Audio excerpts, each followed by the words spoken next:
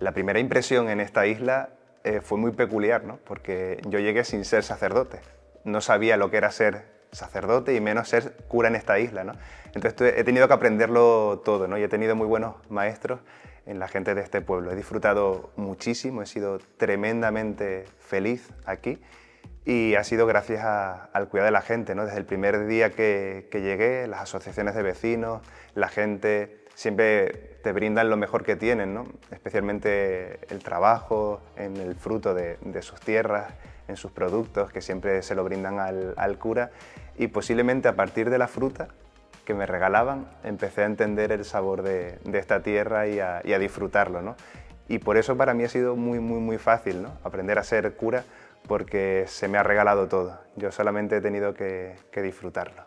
No sé si conmovido, pero sí me sorprendió que a los 4 o 5 días un señor me preguntó, dice, padre, ¿usted estuvo ayer en el Tamaduste? Y yo, en el Tamaduste no conozco el Tamaduste, es que no me ha dado tiempo a llegar al Tamaduste, no lo conozco. Sí, usted estuvo en el Tamaduste. Y yo dije, no conozco el... Dice, su matrícula no es... Y me dijo el número exacto con las letras de mi matrícula. Le dije, no, yo no estaba en el Tamaduste. Dice, digo, fui al aeropuerto ayer a buscar a Alice. Por ahí estuvo. Y ahí fue cuando entendí las dimensiones de esta isla, ¿no? Y me di cuenta que esto iba a ser una pequeña, gran familia, ¿no? Así que aquella anécdota me hizo aterrizar muy pronto en esta realidad. Los meses previos a la bajada fueron muy intensos. Había un gran intercambio de cartas, de comunicados, de peticiones. Había una preocupación colectiva, ¿no? En torno al éxito o no éxito de la bajada, y claro, uno como un poco capitán del barco quería remar en buena dirección y que todos navegáramos juntos, ¿no? Porque de eso se trata el cumplimiento del voto, ¿no?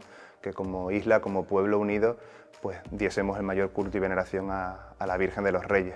Fueron meses muy intensos, ¿no? Es verdad que ayudado de un gran equipo de gente de las parroquias que lo han hecho todo muy fácil, pero reconozco que los meses previos a la bajada fueron muy intensos, ¿no? Especialmente también con la ayuda de todas las instituciones públicas que con gran lealtad pues brindaron su tiempo en miles de reuniones que hemos tenido.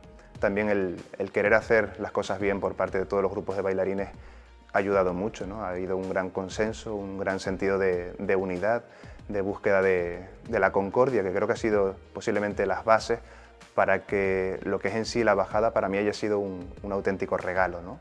He disfrutado muchísimo de la bajada, incluso más de lo que pensaba. Uno siempre va con miedo y ese sentido de responsabilidad a veces te resta, ¿no? La posibilidad de disfrutarla.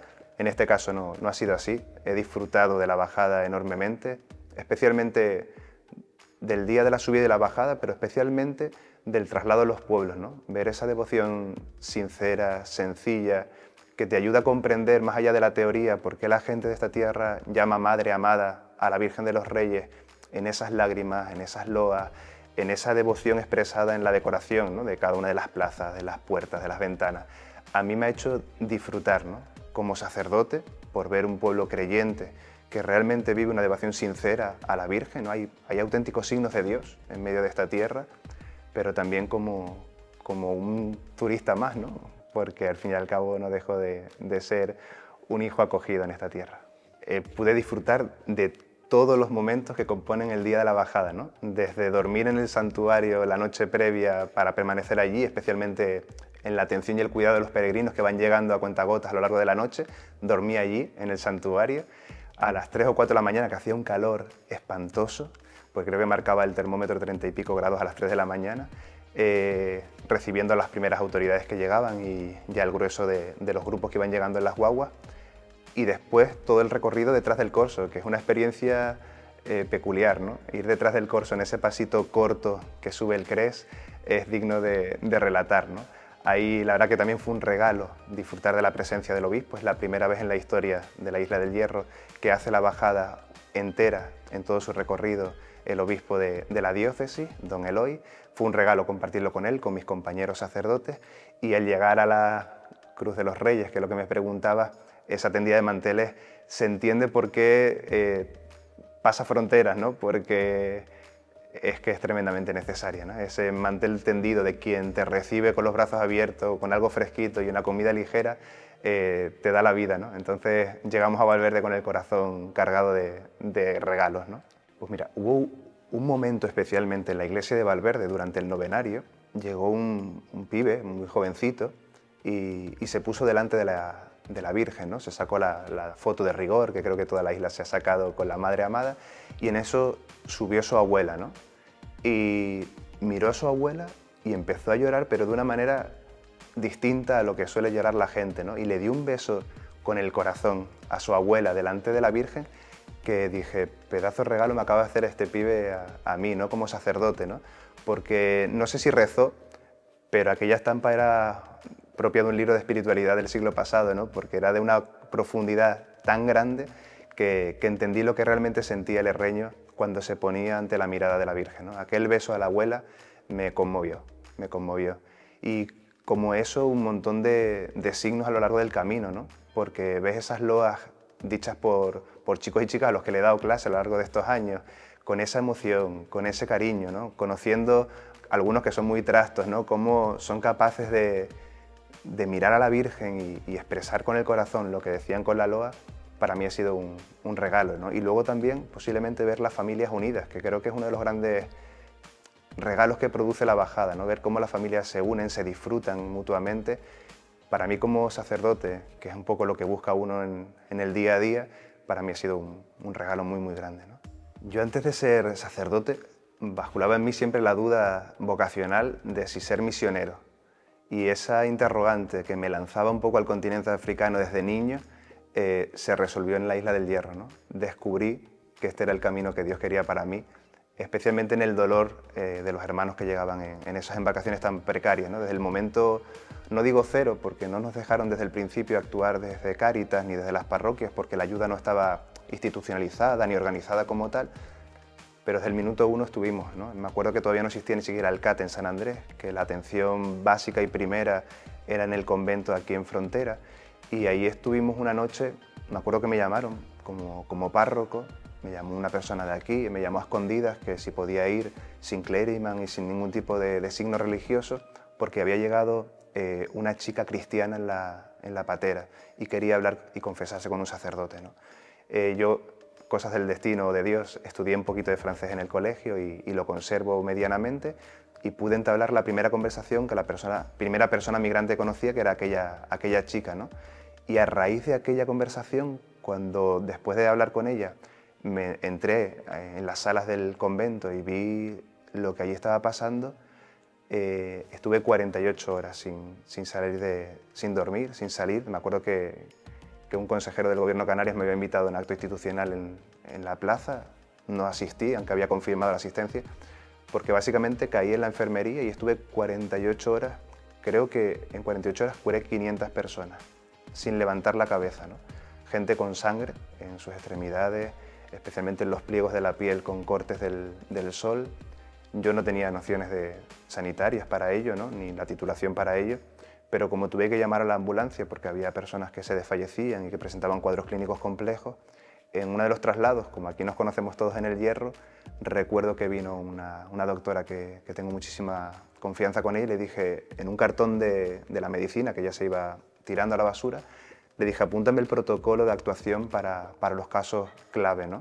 Y entonces empezó a explicarme paso por paso y empezamos a aplicarlos en los casos que evidenciaban que esa era la técnica, ¿no?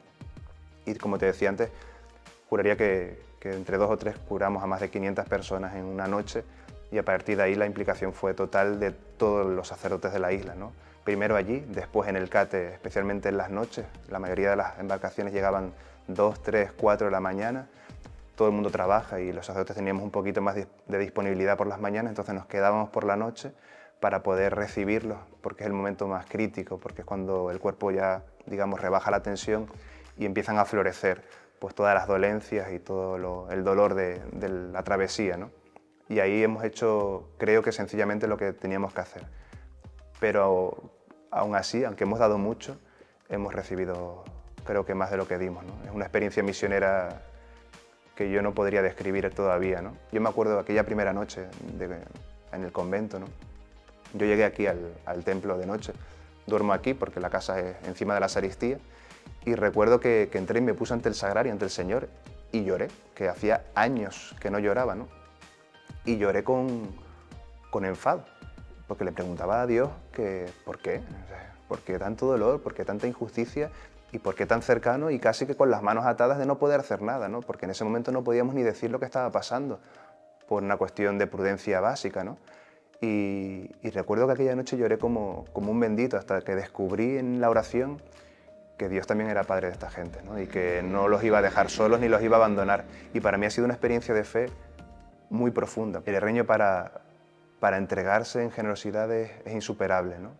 Porque mira que un drama de estas características y de esta magnitud, que supera incluso a cualquier institución, creo que incluso a cualquier país, presenta una complejidad extra, ¿no? Y el Herreño no se arruga, como decía el Papa Francisco, ¿no? Sino que presenta desde la fragilidad todas las opciones. Hacían falta mantas, llevaba mantas. Hacía falta horas, echaban horas. Un montón de grupos de voluntarios de las parroquias y gente no creyente que presentaba su vida como único instrumento. Aquí estoy yo, lo que haga falta lo hago, ¿no? Gente que ha acogido a gente en su casa, gente que ha puesto a disposición su intimidad para tratar de aplicar una gotita como bálsamo en esta historia de dolor. A mí me parece digno de relatar y de recoger para la historia, ¿no? Porque a veces perdemos la memoria y a veces pensamos que aquí no se hizo nada y que aquí no pasó nada. Y aquí pasaron muchas cosas buenas a pesar del drama. He aprendido muchísimo del pueblo herreño. Especialmente he aprendido a ser sacerdote, ¿no? En el servicio, en la escucha, me han abierto el corazón y me han permitido entrar donde es muy difícil entrar, ¿no? Me sorprende que en estos años de ministerio aquí en la isla me han abierto el corazón especialmente a los no creyentes, ¿no?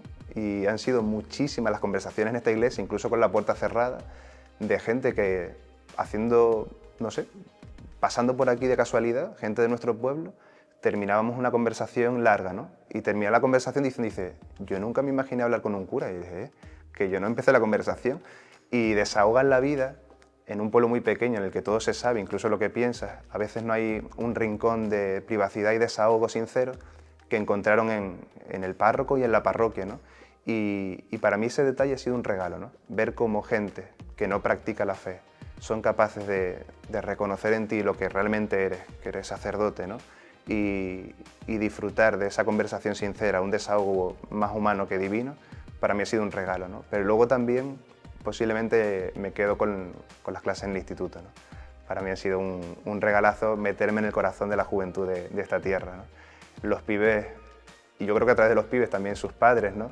Me abrieron el corazón desde el primer día de una manera inmerecida y ahí he disfrutado como un enano, ¿no? Porque disfruté muchísimo, muchísimo de las clases. Fue una experiencia que nunca me planteé ni nunca pensé que se diera la posibilidad y posiblemente sea otro de los grandes regalos de esta isla, ¿no? Creo que tenemos que cuidar a los jóvenes. Yo lo digo mucho en la parroquia, creo que a los jóvenes en muchos momentos le estamos pidiendo más de lo que le damos, ¿no? Y yo creo que nuestros jóvenes tienen ya necesidad de que los acompañemos en un nivel mucho más profundo, ¿no? A veces se ha ridiculizado la fe como una cosa de ingenuos y creo que la fe tiene mucho que aportar y nuestros jóvenes necesitan, ¿no? Y tienen necesidad de ello. Y a la par, que diría de cuidar a los niños y a los jóvenes, ¿no? Especialmente para que enganchen con la raíz de esta tierra, en esa misma raíz se encuentran los inmigrantes, ¿no? Ya no solamente los que vienen en estas embarcaciones tan precarias, en esta ruta atlántica, sino especialmente de quienes, redescubriendo sus raíces herreñas, sienten que este es su lugar para empezar una nueva oportunidad, ¿no? Pienso en tantos venezolanos, en tantos cubanos y gente de otras tierras que están recalando aquí, buscando esa raíz y que no piden gran cosa, sino un sitio donde poder huir del dolor que su tierra ahora mismo rebosa y poder empezar un futuro trabajando, ¿no? Yo creo que esos dos puntos para mí son mis dos grandes sensibilidades y creo que pueden marcar el presente y el futuro de nuestra isla. Un deseo, una bendición, que se cuide la unidad, ¿no? El herreño creo que a veces presenta muchos miedos infundados, ¿no? No son reales. Y Posiblemente despolitizar la vida ordinaria de la gente sería un gran sueño, y que fruto de ese poner la política en su lugar, la gente adquiera la valentía de amar, ¿no? De ser valiente y de luchar por lo que saben cuidar, pero que a veces delegan, ¿no? En otros o en otras instituciones, y creo que no hacen bien. Yo sueño con que la isla sea un poquito más libre, ¿no? Y un poquito más herreña, diría.